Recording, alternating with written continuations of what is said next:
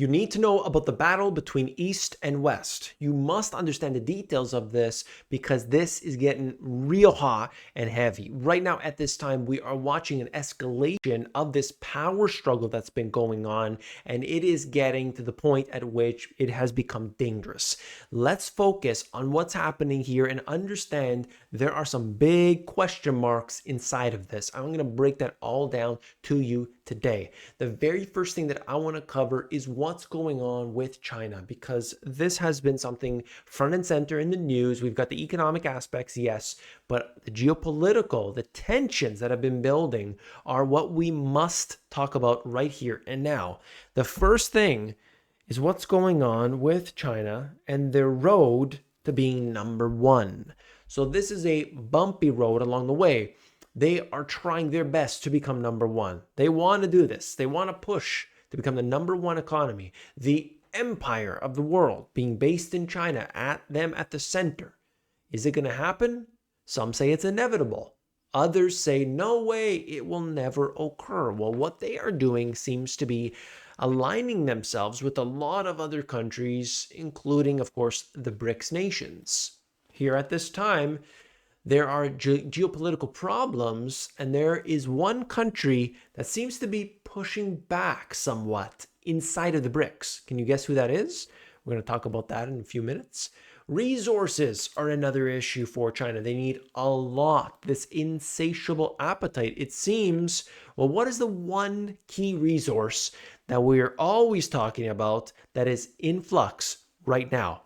I'll bring that to you as well. So let's discuss this right here and now. China is front and center in the news here as we talk about the US beefing up alliances across Asia, but don't expect an Asian NATO anytime soon.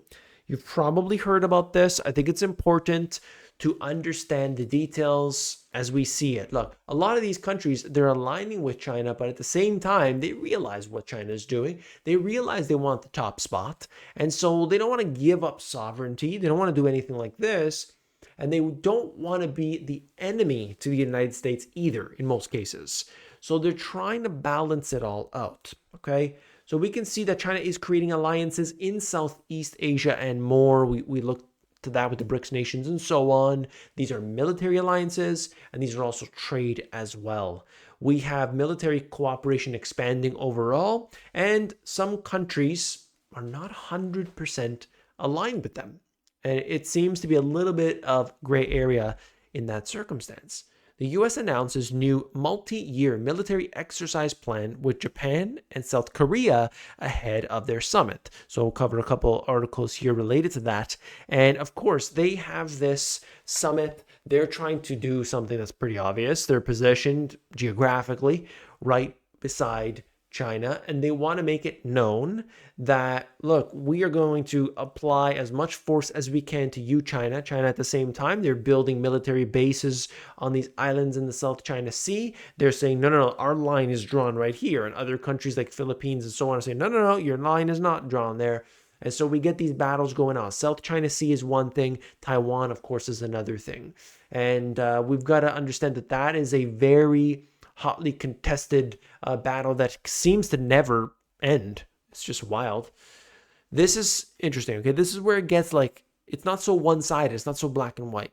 The US should strengthen relations with India to reduce its dependence on Russia, something it has already sought to do by strengthening economic ties. In 2022, the bilateral trade between the US and India exceeded $191 billion. But there's something interesting about this. So we know, and we'll talk about it more in a sec, India and China, they're not exactly best friends. Okay, let's leave it at that. However, they've been doing more and more trade together. They've been aligned under the BRICS nations, but they've got a problem.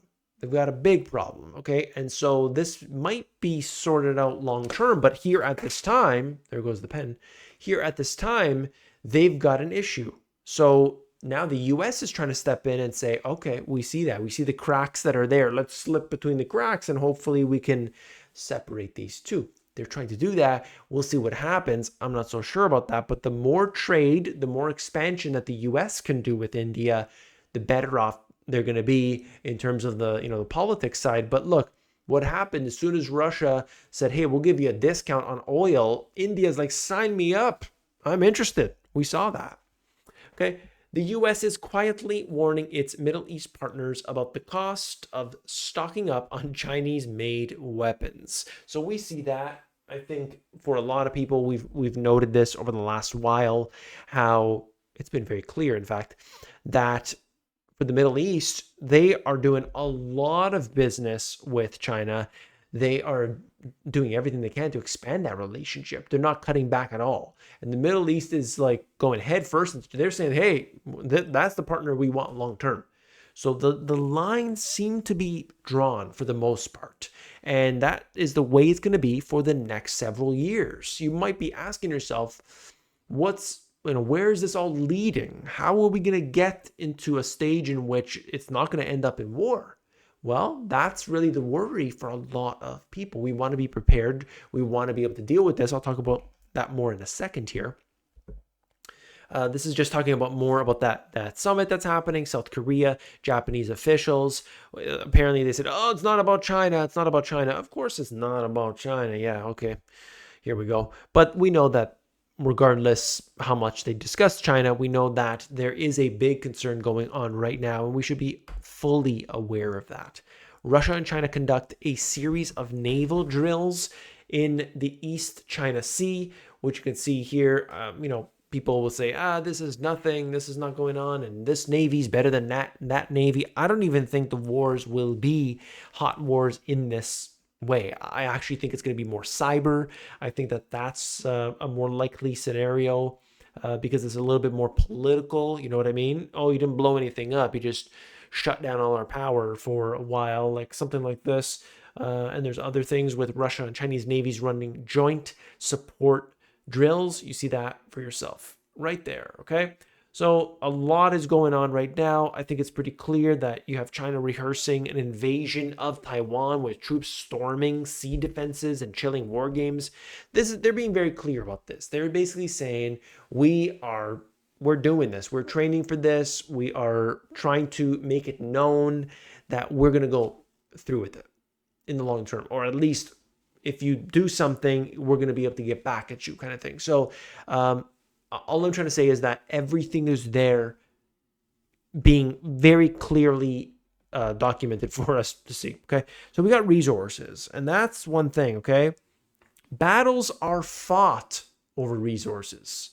Many cases, land is really about the resources available on that land. Some say that that's part of what's going on in Ukraine, where the Donbass region has a lot of those resources. And so that's what Russia is after. It's not necessarily like attacking land or attacking people. They want resources. I'll leave that up to you. You decide what that's all about. But I want to talk about that. The countries with the biggest appetite for oil. Number one, US, certainly, but China. This is the resource we're talking about today. Oil is, look at compared to India, 1.4 billion people. Economy size obviously playing a big factor in here, and oil runs the world. Wars are fought over oil. Countries happen to lose leaders, they just disappear over oil. We know that. And so that's what's going on right here. I just wanted to show you that just to give you a little bit of a comparison of like how much they're using and how important this one single commodity is. And so when there are new deals set up, like for instance, Saudi Arabia and China, this is something to pay attention to, pay close attention to. Taiwanese investing more in South Asia, Asian, the mainland, China amid the global supply chains reshuffle. I do believe it is important that China is basically trying to say, oh, we're going to build our own chips domestically. At the same time, Taiwan is saying, you know what? Let's not build so much in China. Let's do it, in these other countries over here. And so like the whole world seems to be, in a sense, diversifying in that, which is good. I think it's actually a good thing, but it's building up, and it's building in the wrong direction, in my opinion, in some cases, because we see a lot of that back and forth fighting that's going on. China's grip on Southeast Asia tightens as U.S. influence wanes. From Vietnam to Indonesia, development aid and Asian values drive Beijing's dominance. Okay, so we can see that China is trying to put the squeeze on other countries.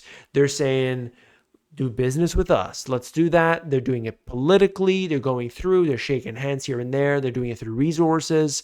Hey, we'll buy all your resources. Send it over. Send it over. So they're doing a lot of deals right here. Okay. And then just looking at this in terms of the reliance in Southeast Asia, these countries rely on the expertise and investments for China in the EV space. EVs, obviously, electric vehicles becoming more and more prevalent. Those vehicles are not just for China's consumption. Of course, those are being shipped out and could overtake a lot of places like in Europe and so on. Okay. I just wanted to highlight the fact that you've got the United States, China, they have many problems here. And of course, they refer to India as well. I think it's important to look at India when we see this because they're clearly aligned on the other side. But China and India have these long-standing battles. So where does that end up? We'll find out. Now, for you, the individuals out there, I want to number one, highlight the comment of the day before we talk about what you can do. Watching your video about the new developments in China, the more I think that the BRICS money can't be put into effect now, and that de-dollarization is wishful thinking. And that is what some people are starting to say, that, you know what, I'm not so sure about this BRICS currency. But I want to thank you, first of all, Manuel. Comment of the day, I try to highlight one each and every day. What do you think about what he said? Let me know in the comments below. You know, it's something that, first of all, it's not going to come tomorrow. That's not the way it works. Even if there is a launch of a currency, I think it's going to be in limited scope and so on. That's important. But you want to know what you've got to do. Very important couple tips. Look at the companies that rely heavily on China. If you're invested in these companies, if you do business with them in any way, maybe you work for them, if they have reliance on China, understand that those ties are being cut, at least slowly but surely. So watch out. That means less business. Look for companies with similar models that are doing that business that might be cut, right? Look for companies doing the same or similar things as them because they could be taking those contracts. And number two is look for the government contracts. Companies that have those government contracts are the big number one hitter because you know there are billions and trillions of dollars moving into those places. Okay, we don't want to sit idly by. We don't want to just say, hey, this is the way it goes. We want to be self-sufficient. We want to be prepared. We want to do what we can anyway. Of course, it is difficult in this circumstance, I know, but there are things we can do. We can grow our own food if we can, at least somewhat. It's not as difficult as people make it seem sometimes. There are things we can do. You've got to be able to be mobile. Having that mobility is so important. If you want to know more about that, I've got a lot to share with you on my Discord. Discord is the place where I got, look at this, tips. I got tips, all kinds of tips, the things that you should be looking out for. There's going to be giveaways on there. There's all kinds of stuff. By the way, if you know how to do giveaways, let me know. Okay, because I'm trying to figure out how to do the giveaways. So that's part of it. But if you don't join the Discord, you're going to miss all this stuff. Like this is the place where I can really easily organize it all. So where's the Discord? It's right down in the link below. It's totally free, of course. You will join over 1,100 people that are determined just like you, okay, that are concerned. They want hopefulness, and that is all of what this is about, okay? Join the Discord down below. I'll see you there.